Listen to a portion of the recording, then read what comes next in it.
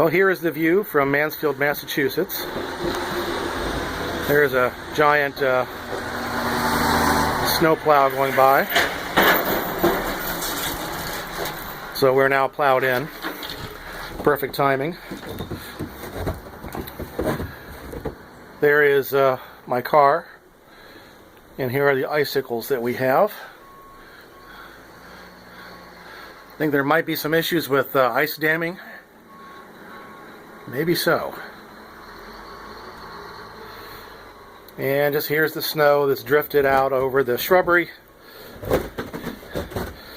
and our front walk. And here comes the snowplow again.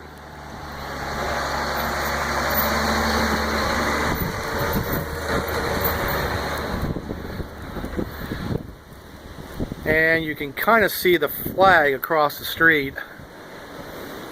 The winds have died down. They're not as bad as they were a couple hours ago. But we definitely have a blizzard here in good old Massachusetts.